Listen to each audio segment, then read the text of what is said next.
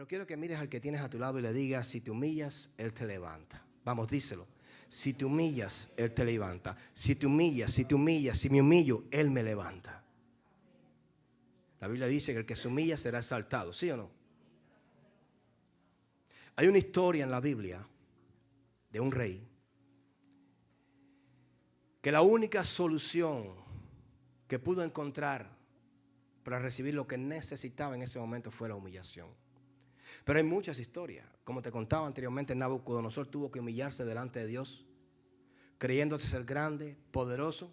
Dios lo humilló completamente, lo puso a pastar con las fieras del campo, a comer hierba, dice la Biblia. Comía hierba con los animales. Y cuando Dios decidió, lo liberó de ese castigo y pudo reconocer la grandeza de ese Dios. Pero también hubieron otras escenas, otros capítulos en la Biblia que hablaron de aquellos que entendieron que solo a Dios hay que servirle. Pero hay una historia en particular que se encuentra en el libro del profeta Isaías. También lo va a ver en otras partes de la Biblia, pero el profeta Isaías nos hace una historia detallada de lo que sucedió en la vida de este rey llamado Ezequías. Un rey que amaba a Dios. Escuche, no se equivoque. Amaba a Dios. La Biblia dice que él hizo lo bueno delante de los ojos de Dios, que él destruyó los altares de adoración a los diferentes dioses que en aquel momento adoraban, la idolatría, que él derrumbó esos lugares altos. La Biblia dice que incluso él retomó el servicio a la casa de Jehová. La Biblia nos da muchos testimonios de este hombre donde delante de Dios él cumplió. Fue un buen rey, No fue perfecto, solamente Cristo fue perfecto. Pero comparado con otros reyes que estuvieron antes y después que él, el testimonio de Isaías fue un testimonio correcto, bueno, precioso y digno de ser imitado. Pero sucedió algo en la vida de este hombre. Yo quiero llevarte a la luz de la palabra en el libro del profeta Isaías, capítulo 38, verso 1 al 6. Pongámonos de pie en reverencia a la palabra de nuestro Señor Jesucristo. Y cuando todos lo tengan, me dan un fuerte amén. Son rápidos buscando. Gloria al Señor. Isaías 38, 1 al 6. Releemos la palabra de Dios en el nombre del Padre, en el nombre del Hijo y del Espíritu Santo. Amén. En aquellos días Ezequías enfermó de muerte y vino a él el profeta Isaías, hijo de Amós, y le dijo: Jehová dice así: ordena tu casa porque morirás y no vivirás. Entonces volvió Ezequías su rostro a la pared e hizo oración a Jehová y dijo: oh Jehová, te ruego que te acuerdes ahora que he andado delante de ti en verdad y con íntegro corazón. ¿Cómo era el corazón de Ezequías? Íntegro. Mire esto. Y que he hecho lo que ha sido agradable delante de tus ojos. Y lloró Ezequías con gran lloro. Entonces vino palabra de Jehová a Isaías diciendo: ve y di a Ezequías: Jehová Dios de David tu padre dice así: he oído tu oración y visto tus lágrimas. He aquí que yo añado a tus días 15 años y te libraré a ti y a esta ciudad de mano del rey de Asiria, y a esta ciudad ampararé. Padre, te damos gracias por tu palabra, porque viene a tiempo. Gracias porque ella es santa y es bendita. Háblanos, Señor, en esta mañana. Señor, abrimos nuestros corazones, toda área de desobediencia, de rebeldía, toda tierra que no esté preparada para recibir tu palabra en esta hora, la desalojamos por el poder de la sangre de Jesús de nuestro corazón. Y abrimos nuestro corazón a tu palabra para que sea tu palabra llenándonos de ella. A ti te damos toda gloria y toda honra en el nombre poderoso de Jesús. Amén, amén y amén. Yo me asiento en la presencia de nuestro Señor.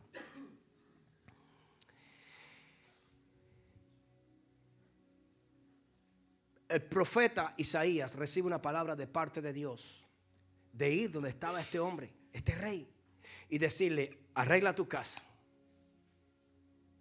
porque morirás. Y para asegurarse de que no iba a vivir ni que le iba a dar ningún chance, le dice: y no vivirás, diciéndole: podrás hacer lo que tú quieras, podrás ahí lo vas a ver, podrás hacer lo que tú quieras, podrás cantar, podrás llorar, podrás tirar patadas en el piso, pero yo he decidido que no vivas más.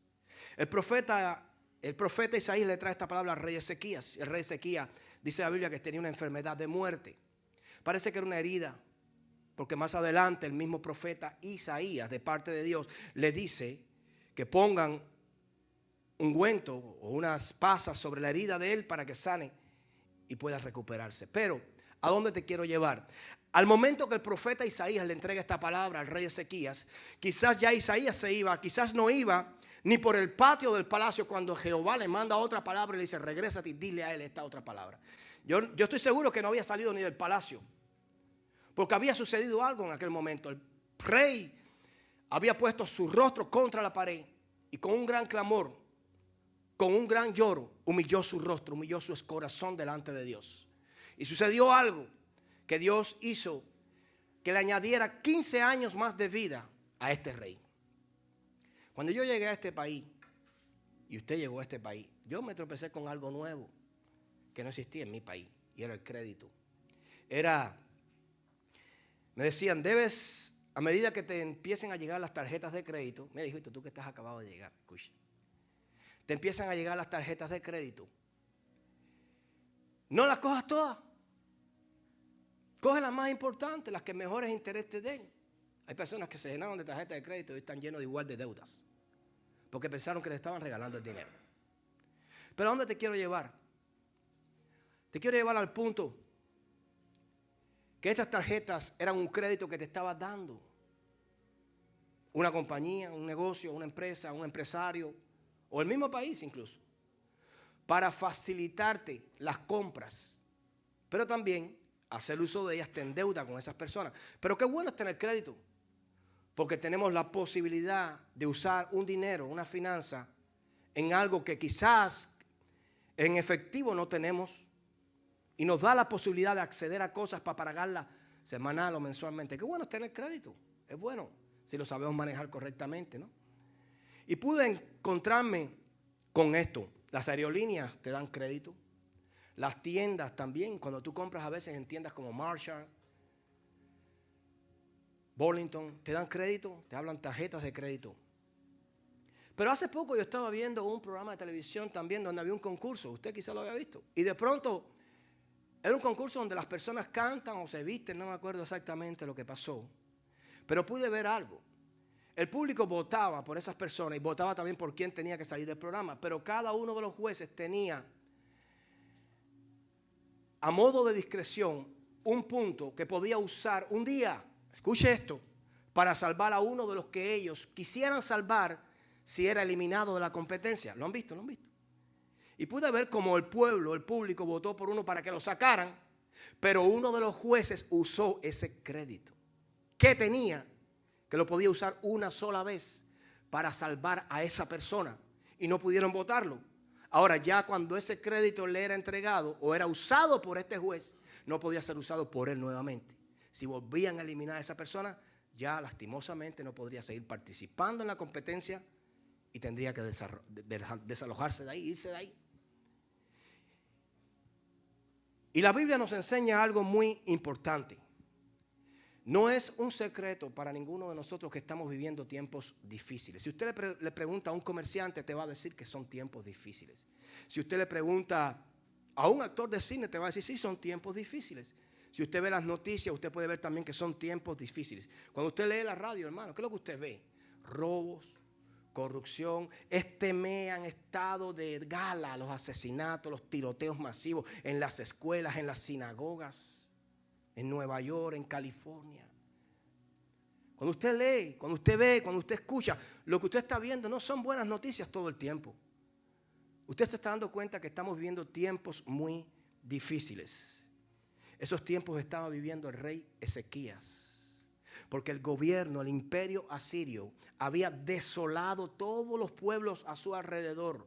Toda Samaria la había conquistado, había robado, había matado, había mutilado, había extorsionado, había ocupado prácticamente todo, pero no había tocado todavía Jerusalén. No había tocado todavía Judá, no había tocado todavía al pueblo del Señor. Lo que sucede en ese momento era que producto de todo lo que estaba pasando, al pueblo de Israel le fallaban ya casi prácticamente las fuerzas y la fe en ese momento estaba siendo probada en sus corazones. Imagínese usted que usted esté en su hogar y usted comience a ver como una epidemia o una guerra se desata alrededor de su casa y su hogar, y comienza a ver cómo las personas comienzan a morir, comienzan los hogares a ser abandonados, y usted en su casa y aquello llegando y acercándose a tu vida, a tu casa, ¿cómo tú te sientes? Quizás viene el temor a visitarte, quizás el miedo te visite, quizás la preocupación, la frustración, es normal. Así estaba el pueblo de Israel, viendo como el gobierno asirio tomaba y hacía como les daba la gana, destruía, mataba. Y todos los países, todos los pueblos que estaban a su alrededor eran gobernados por este gobierno. Y de pronto se acerca el profeta Isaías y le dice al rey Ezequías, imagínense, después de tantos problemas, ahora también escuchar esto. Así te dice Jehová, ordena tu casa porque morirás y no vivirás. Otro mal encima de otro mal. ¿A usted le ha pasado algo así? Donde todo se le ha puesto color cereza, donde las cuestiones se han agudizado, donde los problemas han llegado, y para colmo viene un problema más grande aún a tu vida. Viene una enfermedad o la muerte te quiere visitar cuando tú menos lo esperas. Nadie está esperando morirse, porque si usted estuviera esperando morirse, usted no pusiera el despertador en la mañana para levantarse, porque usted tiene esperanza de un nuevo día. Me imagino cuando Isaías le tocó en la puerta a este rey para decirle que Jehová decía, ordena tu casa porque morirás y no vivirás. Y la Biblia me enseña algo muy importante, que Ezequías clamó al Señor porque entendió que solo del Señor podría venir la solución, la única solución a su vida. La realidad de Ezequías era difícil, pero quiero decirte, una realidad dolorosa requiere también de tu vida una oración poderosa. Voy a repetirte eso. Una realidad dolorosa requiere de tu vida una oración poderosa. Toda esta semana hemos estado por 2 semanas en ayuno y oración. Los que nos hemos levantado a las 5 de la mañana para estar orando, adorando, escuchando la palabra del Señor y siendo alimentados por la palabra, alimentando nuestro espíritu, hemos pagado un precio, un sacrificio. Los que hemos estado ayunando alimentos todo el día y solamente hemos estado a base de líquidos todo el día hasta las 5 de la tarde, hemos pagado un precio delante de Dios. La iglesia ha entendido que el ayuno y la oración son armas poderosas. El Señor nos enseñó algo, que nuestra guerra, nuestra pelea, nuestra batalla no es contra carne ni sangre, sino contra principados y potestades, contra huestes de las regiones celestes. ¿Sí o no? La palabra del Señor nos enseña que las armas de nuestras milicias no son carnales, sino poderosas. ¿En quién? En Cristo Jesús. Y solamente, y la única forma, escuche bien, y el único camino de poder derrotar al enemigo en el campo espiritual es a través del ayuno y la oración. Usted no va a derrotar al enemigo con la obediencia. Eso trae otra bendición a tu vida. Usted no va a derrotar al enemigo siéndole fiel a Dios. Eso trae otra bendición a tu vida. Pero muchas veces se levanta el enemigo en tu vida y la única vez, la única forma, el único camino que usted tiene para derrotarlo es cuando usted pelea en el espíritu. La Biblia dice que el reino de los cielos sufre violencia y solo los violentos lo arrebatarán. No habla de una violencia física, habla de una violencia espiritual, donde tú te levantas en el poder del Espíritu Santo, donde tú intercedes por tu familia, donde tú intercedes por tu esposo, donde tú intercedes por tus hijos, donde tú intercedes por lo que Dios te ha entregado, donde tú entiendes de que a esa hora no eres tú el único que está despierto. Hay ángeles al lado tuyo, pero también hay demonios tratando de destruir la vida tuya, tu casa, tu hogar, tu familia, tu matrimonio, tus finanzas, tu cuerpo físico. Y si tú no te levantas en ayuno y en oración, le estás entregando al enemigo todo eso en bandeja de plata. Hemos entendido y toda esta semana hemos estado, y quiero decirle algo. Muchos de ustedes que lo hicieron con el corazón, que lo hicieron en una posición de clamor, en una posición de necesidad, van a recibir lo que Dios tiene preparado para aquellos que le buscan en espíritu y en verdad. porque el Padre a tales adoradores busca. Así dice la Biblia. A los que están en Él en espíritu y en verdad. Jehová le dice al profeta: he oído tu oración y visto tus lágrimas. Yo añado a tus días 15 años y te libraré a ti y a esta ciudad de mano del rey de Asiria, y a esta ciudad ampararé. ¿Por qué Dios decide perdonarle la vida al rey Ezequías? ¿No se ha preguntado? ¿Por qué Dios lo hizo? ¿Acaso Dios se había equivocado?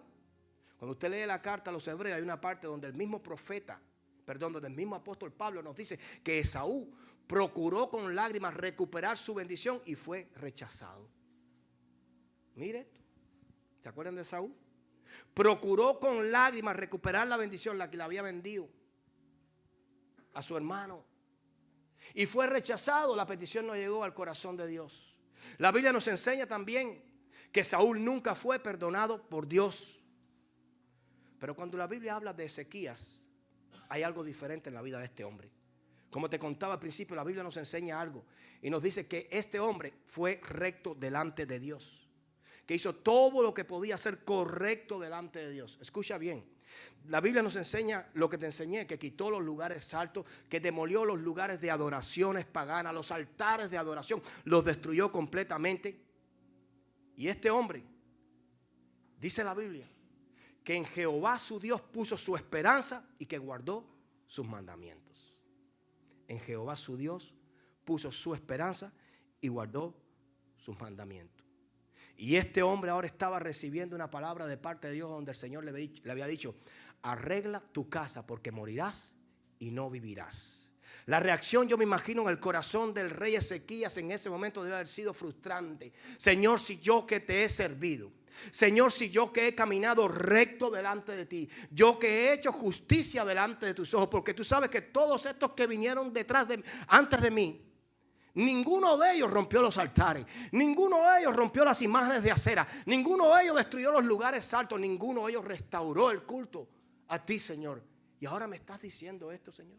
Y la Biblia dice que el rey se pegó a la pared, de frente a la pared, y oró a la pared, y con gran lloro clamó a Jehová y le dijo con estas palabras: oh Jehová, te ruego que te acuerdes ahora. Mira esto. Te ruego que te acuerdes ahora que he andado delante de ti en verdad y con íntegro corazón, y que he hecho lo que ha sido agradable delante de tus ojos. ¿Qué estaba haciendo Ezequías en ese momento?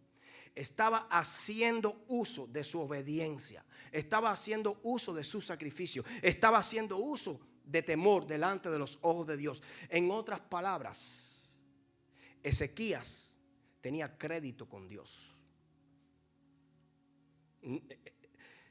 Guárdate estas palabras porque las vas a escuchar hoy. Ezequías tenía crédito con Dios. El crédito que le faltaba a Saúl le sobraba a Ezequías. ¿Qué es lo que es el crédito? Tenía un buen expediente con el Señor. Tenía un buen comportamiento con el Señor. Tenía en su pasado obras que el Señor amaba. Y Ezequías pudo venir delante de Dios y decirle: te ruego que te acuerdes ahora. Le estaba diciendo en otras palabras: Señor, yo sé que yo tengo crédito delante de ti. Yo quiero hacer uso de ese crédito para no morir. Y la Biblia dice que humilló su espíritu y recibió consolación. Iglesia, Dios jamás rechaza un corazón contrito y humillado. Ese fue el corazón de Ezequías delante de Dios. En ese momento el rey Ezequías tenía un corazón contrito y humillado delante de Jehová. Y por eso fue que el Señor le dijo: yo he escuchado tu oración.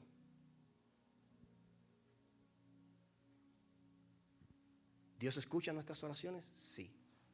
Pero aquellas oraciones que vienen de un corazón contrito y humillado tocan el corazón de Dios. Y Dios puede cambiar tu presente y lo puede hacer más glorioso cuando tu oración tiene estas cualidades. El Señor se había determinado a acabar con la vida del rey. Arregla tu casa porque morirás. Y para asegurarlo le dice: y no vivirás. Yo he decidido hacer esto en tu vida. La Biblia nos enseña algo muy importante. Nos enseña que David cometió pecados delante del Señor. Cometió asesinato, cometió adulterio. Cometió adulterio porque al tomar a Betsabé como esposa, estando ella casada, estaba cometiendo adulterio. Pero mírese esto. Cuando David comete esto, el gobierno, el reinado, el rey de Israel, el gobierno total, el pueblo de Israel estaba pasando por el mejor momento. Ya todos los demás dominios externos de fuera de Israel habían sido conquistados. En ese momento Israel no tenía contrincantes grandes. En ese momento Israel tenía todos los pueblos bajo su manto, bajo su protección, bajo su cuidado. Es decir, no tenía ninguna acechanza del enemigo. Estaba como diciendo, como cuando nosotros decimos, estaba de bandera, estaba de gozo, estaba de fiesta. Y el rey era tanta la tranquilidad que el rey se queda en palacio y manda al ejército. No había nada de qué preocuparse. Y cuando el rey se queda en palacio, que manda al ejército, se encuentra con aquella mujer caminando por los jardines del palacio, le atrae a aquella mujer, la atrae a su vida y comete adulterio. ¿Recibió castigo de Dios por eso? Sí. Pero no solo por eso, sino que aquella mujer estaba casada con Urías el Eteo. Y para deshacerse del marido, lo manda hacia las filas de sus tropas y le dice al general que estaba a cargo de sus tropas y a Urías el Eteo, mire, ¿sabe lo que hizo este hombre? Le dio una carta a este mismo hombre. Iglesia, entienda esto. Le dio una carta, llamó a Urías y le dijo, Urías. Y Urías vino, postrado delante de él, reconociendo a su rey, amaba a su rey, peleó por él, lo amaba. Y este hombre le dijo, Urías, necesito, ¿qué hace? Este hombre dormía hasta afuera del palacio. No iba a su casa y el rey, ¿pero qué hace? No, vete a tu... No. Amaba tanto al rey que estaba ahí y le dice, Urías, necesito que vayas a la guerra. Y esta carta, Urías, se la entregas a mi general allí. Y se lo dio a él. ¿Y sabe lo que decía la carta? Necesito que a este hombre, a Urías, me lo pongas adelante para que lo maten. ¿Usted sabe lo que hizo este hombre? Mandó con el mismo hombre su sentencia de muerte. Necesito que a Urías el Eteo, pero ahí David, uno de los generales, ahí no va. No, es que yo necesito que no sobreviva. Y lo mandó con esa carta allí. Y ciertamente lo pusieron allí, el hombre murió. Porque lo que quería David era deshacerse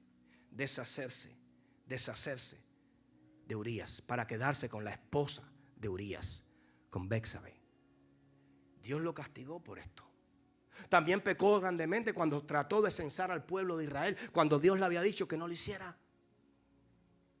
Y Dios lo castigó por esto.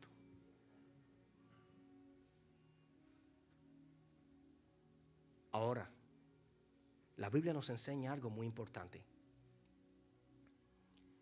Y nos enseña, por ejemplo, en el Salmo 51, que David, y gracias a David, la mayor parte de los salmos son escritas por él. En el Salmo 51 nos vemos como David tenía un corazón arrepentido y que humilló y clamó delante de Dios por perdón. Humilló su espíritu delante de Dios.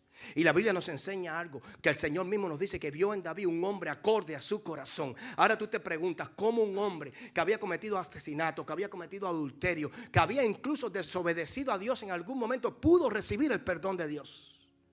Porque humilló su corazón y clamó a Dios con ese corazón.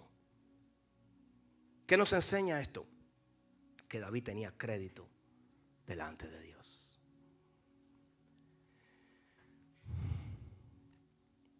Él decía, pon en mí, oh Dios, un nuevo corazón. Él decía, mis pecados no te son ocultos. ¿Qué habla eso? Transparencia, confianza. Me pregunto, ¿eres transparente con Dios? Somos transparentes, soy transparente. Yo sé que lo que yo hago, muchas veces no le agrada al Señor. Yo sé que yo todos los días le fallo a Dios. Yo sé que todos los días peco delante de Dios. Yo no soy perfecto. Yo me enfado. Yo me airo. Pero trato de controlar la ira, como dice la palabra. Airaos, pero no pequéis. Que no se ponga el sol sobre vuestro enojo. Al momento el Espíritu Santo me confronta y me dice: lo que hablaste, lo que hiciste no está bien. A veces yo digo cosas y Ariel no se entera, él trabaja conmigo. Le digo cosas que él no se entera y por dentro del Espíritu Santo dice: ¿por qué le hablas así? ¿Por qué le dices así? Y él tiene tremendo corazón, él no toma todo a... Porque soy humano. Si no pierdes el trabajo, nada. Hermano, yo fallo mucho. Usted no se imagina cuánto. Y yo lo reconozco. Porque mientras yo esté en esta carne, como dijo el apóstol Pablo, estoy expuesto a pecados, a tentaciones. Y lo único que me puede ayudar a mí, a soportar y confrontar esos pecados y las tentaciones es el Espíritu Santo dentro de mí. Mientras más yo alimente al Espíritu, más fuerte voy a ser. Pero todos los días cuando yo me miro en el espejo, yo tengo que confrontar a ese que veo. Todos los días cuando yo me levanto, yo tengo que peinar y vestir a ese que veo, pero yo tengo que confrontarlo y decirle: sujétate hoy. Porque hoy nuevamente el enemigo va a poner lazo delante de ti para que te caigas, para que falles, para que hables, para que digas aquello que él quiere escuchar para condenarte. Todos los días yo tengo que aguantar a este hombre viejo. Y ya con cadenas, doble cadena. Y David pudo obtener ese perdón. Porque Dios nunca rechaza un corazón que se humilla delante de él. Un corazón transparente. ¿Sabe qué es un corazón transparente? Aquel que cuando se arrodilla delante de Dios le dice: perdóname porque yo hoy pequé, Señor. Perdóname porque yo reconozco que fui débil. Yo reconozco que te fallé. Yo reconozco que no hice lo que tú querías. Ayúdame a superar esto. Ayúdame a no hacerlo más. Porque yo reconozco que esto que estoy haciendo no te agrada, pero el impulso en la carne es más fuerte. Ayúdame, Señor.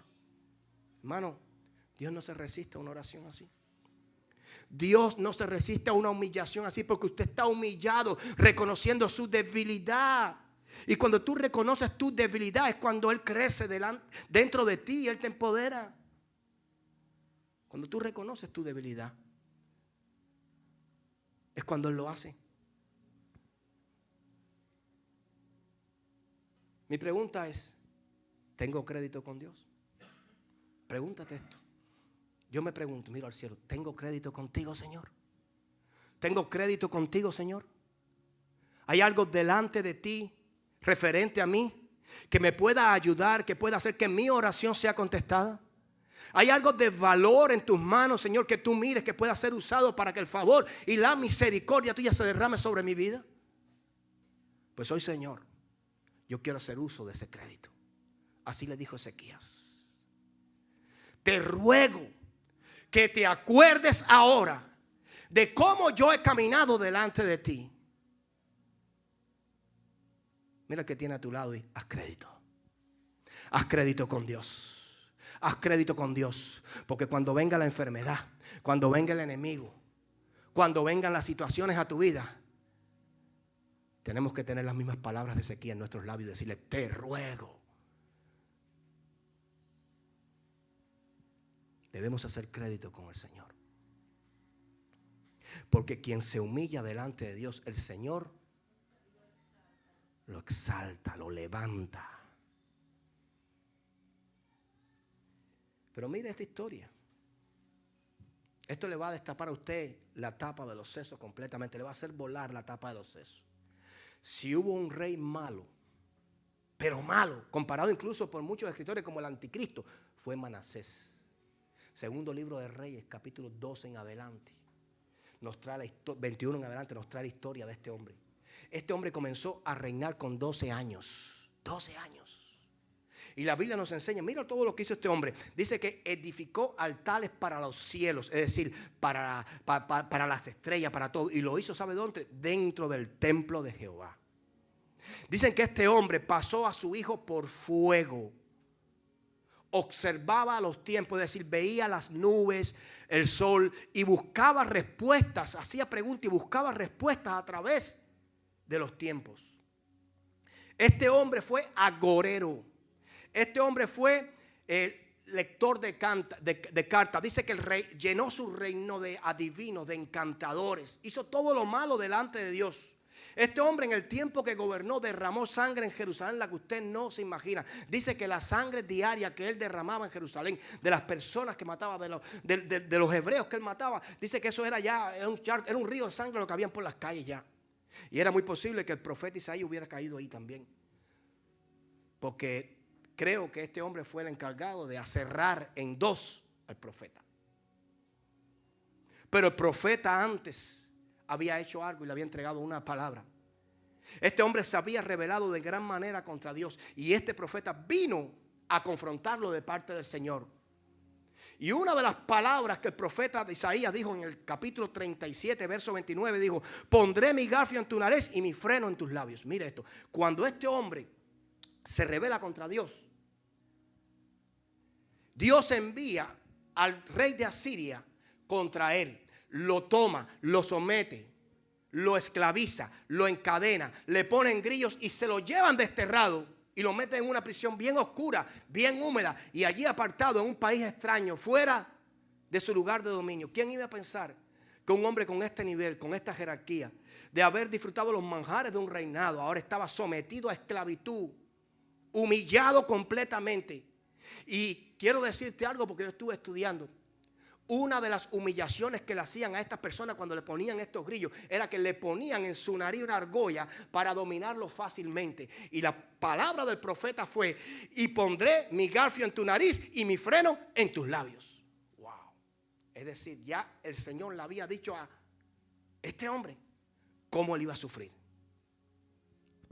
¿Usted está viendo el currículum de este hombre? Todo lo que hizo. Le llaman por ahí el anti-David. Otros dijeron el posible anticristo. Porque todo lo que hacía era contra Dios. Lo hacía como tratando de provocar a Dios. Porque no creía en él, no le importaba el Señor. Y el Señor lo humilló hasta el piso. Pero sucedió algo.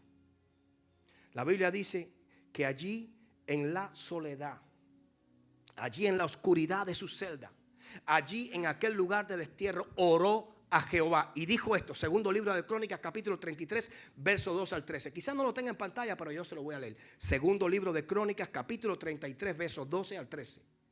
Mas luego que fue puesto en angustia, oró a Jehová su Dios, humillado grandemente en la presencia del Dios de sus padres. Verso 13. Y habiendo orado a él, fue atendido, pues Dios oyó su oración y lo restauró a Jerusalén, a su reino. Entonces reconoció Manasés que Jehová era Dios. Wow. Este hombre no tenía crédito con Dios. Este hombre no tenía un buen expediente delante de Dios. Es más, su expediente lo acusaba. Pero dice, y habiendo orado a Dios, humilló grandemente su espíritu en presencia del Dios de sus padres. ¿Cuál era la clave? Se humilló delante de Dios. Y no solo recibió el perdón, sino que fue restaurado su reino. ¿Qué me enseña el Señor en esta mañana? ¿Qué nos enseña el Señor en esta mañana? Que nuestra oración delante de Dios debe ser una oración de humillación delante de Él. Una oración de clamor delante de Él. Porque este hombre no tenía crédito, pero sí tenía humillación. Y Dios nos prueba una vez más, como la palabra dice, que Dios nunca rechaza un corazón contrito y humillado.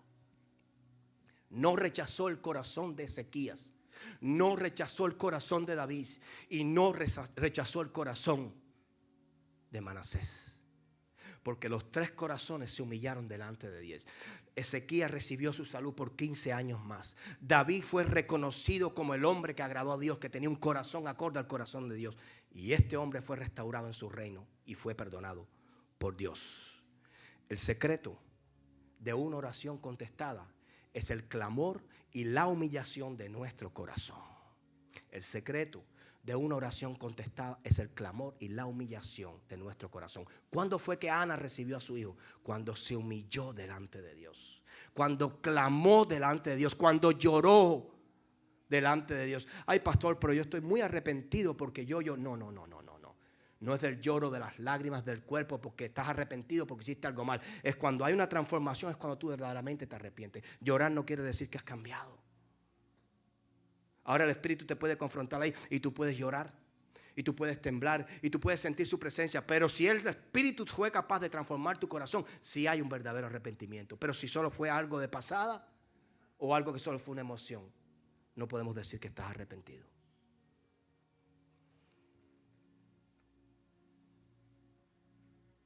Si algo tenemos que nosotros asegurarnos es que nuestra oración tenga clamor, humillación.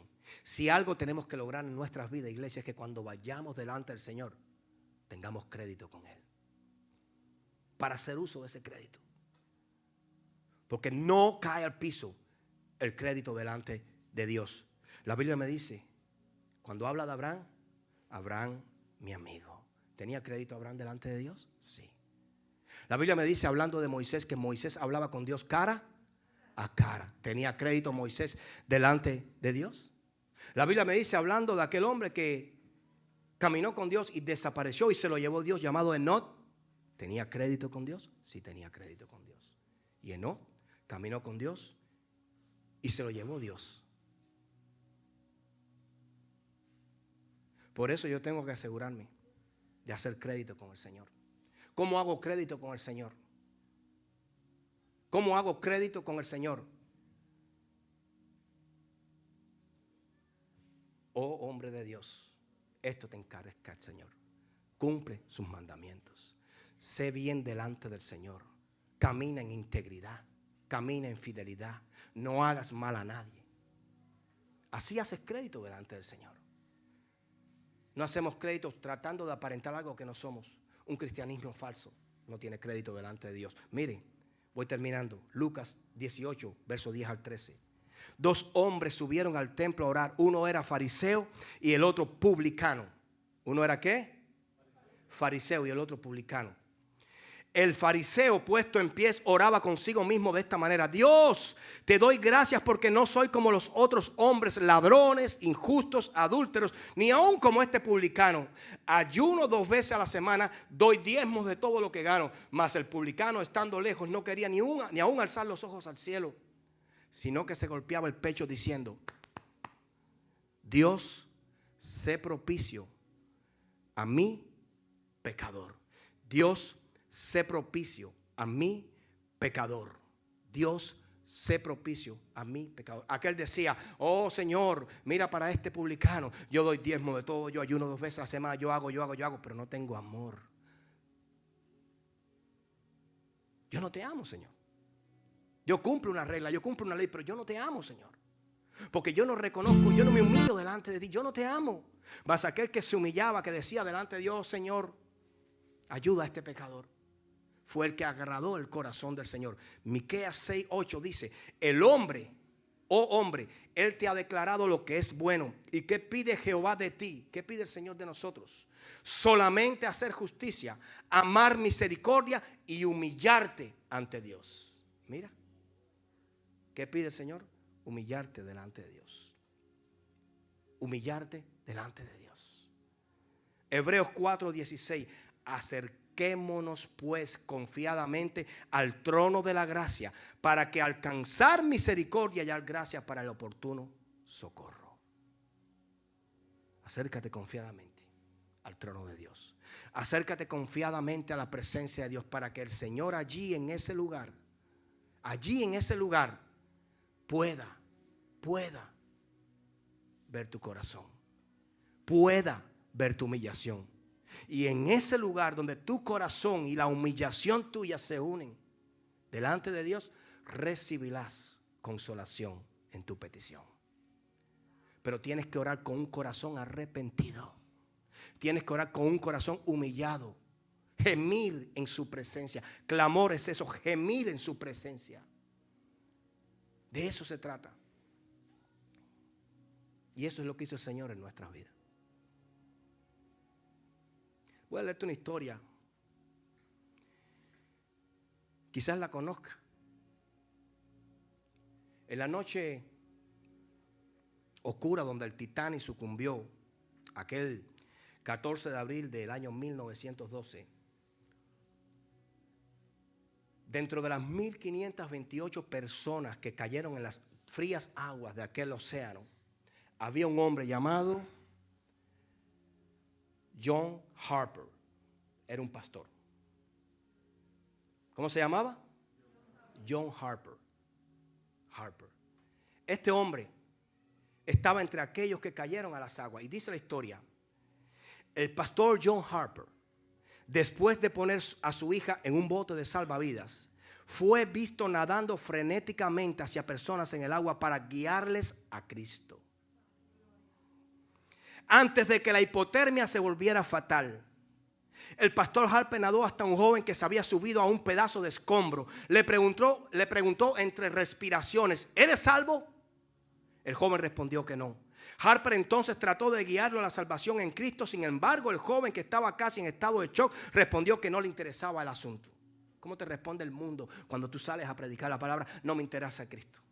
No me interesa el asunto. Estoy sobre mis escombros, estoy sobre mi vida, no tengo tiempo. Y este hombre, ahogándose, trataba de salvar las almas de los demás. No termina.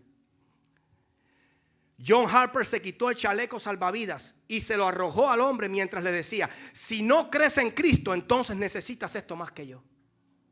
Mira eso. Si no crees en Cristo, entonces necesitas esto más que yo, para que salves la carne, porque tu vida no la vas a salvar. Y se alejó nadando hacia otras personas. Unos minutos más tarde, Harper nadó de regreso hacia el joven del chaleco, quien, conmovido por el acto de sacrificio y la actitud compasiva de Harper, aceptó a Cristo como su único y suficiente Salvador. De las 1,528 personas que entraron al agua esa noche, solo 6 fueron rescatadas vivas por los botes de salvamento. Y usted dice, y pastor, ¿y cómo usted sabe esa historia? 4 años más tarde, en una reunión de sobrevivientes, este joven se puso de pie y llorando contó cómo John Harper, aquel pastor, lo había guiado a Cristo. El pastor Harper había intentado nadar para ayudar a otras personas, pero debido al frío intenso se había vuelto demasiado débil para hacerlo. Sus últimas palabras antes de sumergirse delante de los ojos de este joven fueron: cree en el Señor Jesucristo y serás salvo. Cree en el Señor Jesucristo y serás salvo. Mientras otras personas intentaban comprar su camino a los botes salvavidas y egoístamente salvar sus propias vidas, John Harper renunció a su propia vida para que otros pudieran ser salvos. ¿Te das cuenta ahora? El valor del reino de Dios. ¿Te das cuenta ahora que cuando a ti te importa de verdad el reino de Dios, tú lo atesoras y lo cuidas como el tesoro más grande que tienes? Que no te importa perder tu vida propia sabiendo que ganarás una nueva vida. Pero aquel que no conoce esto trata de salvar su vieja vida porque no conoce la nueva en Cristo. Es muy importante que entiendas esto. Cierra tus ojos, voy a orar por ti.